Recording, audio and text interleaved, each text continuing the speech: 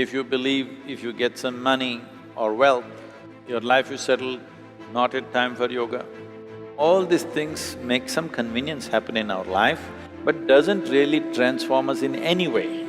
If you understand this one thing, and now yoga, pursuit of spiritual process will not work as a sedative for the population, but will act as an invigorating force.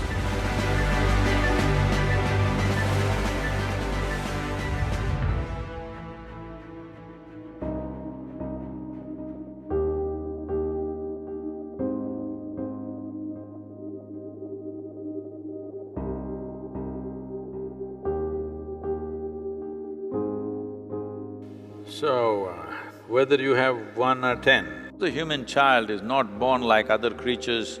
The moment you drop them, they run around and find their food and run away. Any other creature, let's say a tiger is born, 90% he is ready-made, only 10% the mother or father has to teach them a little bit, only 10%. 90% it's all inbuilt for him. Everything he needs to know about his life is there within him. With a human child, 90% you have to teach and groom, otherwise it won't happen. If you don't do the right things, a child can come up like an animal. So, this is not because of 1 child or 10 children, it is the nature of people, that how people are attached to their children, their idea of well-being is to pour them with gifts. Well, if you really want your children to be well, you must give them strength in body, in mind, in emotion, in energy. If you give them lot of strength and stability, wherever they go, they will be well. If you just give them money, when they lose it, they're lost. They just don't lose their money. If somebody loses their money, people think they've lost their life and they want to kill themselves, isn't it? A lot of times. Not just in one place, everywhere. Because they think the moment they lose their money, they have lost their life. No. If you lost money, time for yoga.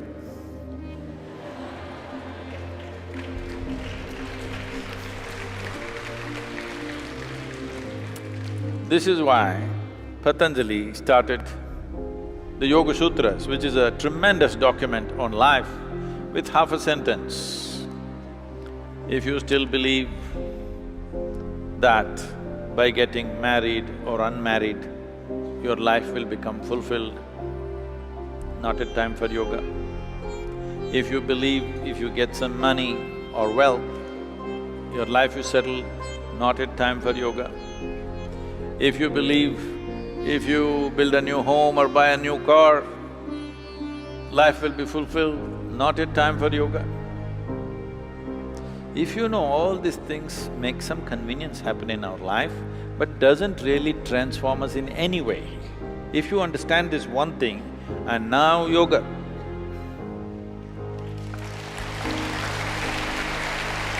So,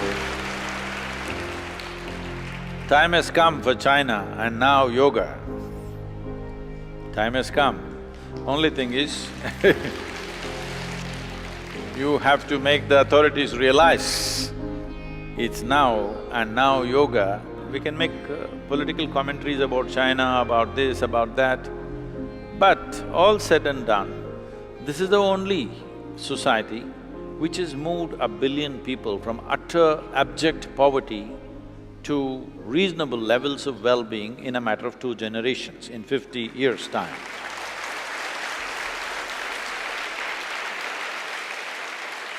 Nowhere has it ever happened. Right now, India is sitting on such a threshold. What China did with great force, India could do it democratically. We are sitting on the threshold, but still there are distance to walk. We still need to walk the distance.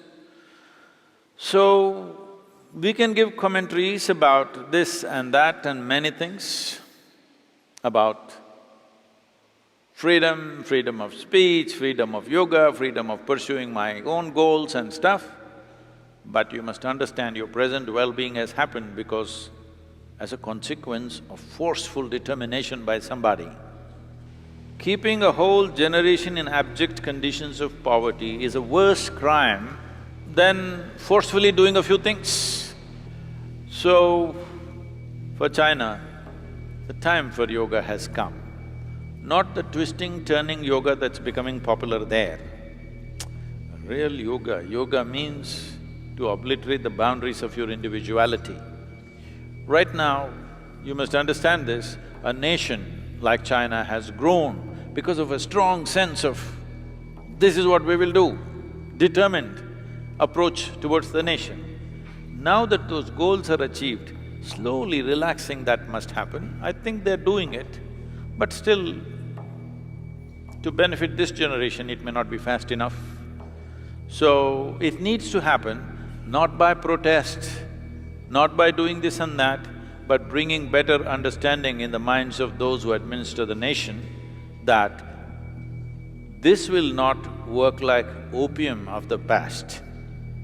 Because you must understand this, the religions of the past were described as the opium because they were putting people to sleep.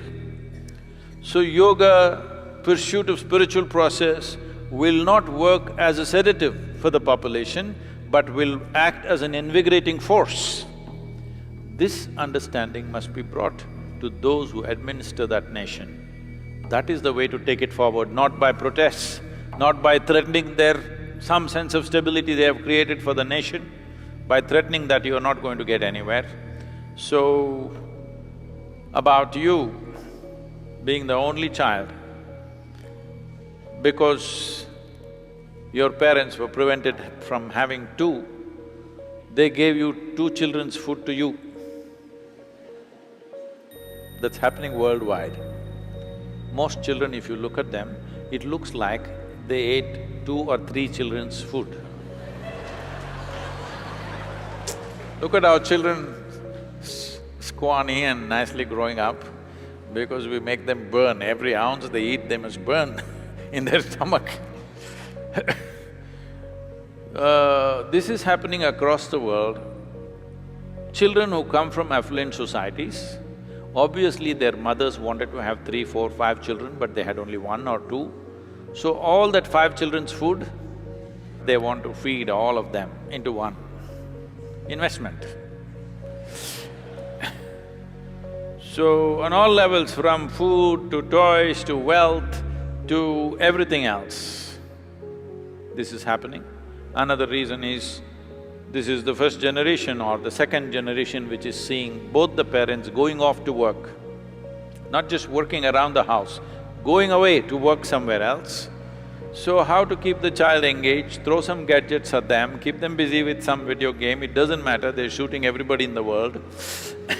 But give them many things so that before they open their mouth and complain, throw more things and more things and more things, because parents are feeling guilty that I'm not spending enough time with my child. This is become a universal problem.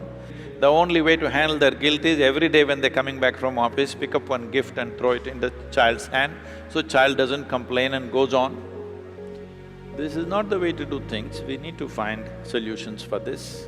We need to find ways that children at least will grow up in a community. You can love them for 30 days in a year as much as you want. Rest of the time, they're in a place where they will be treated as sensible creatures, not as pampered nonsense. I would like to see a lot of Chinese children in Samskriti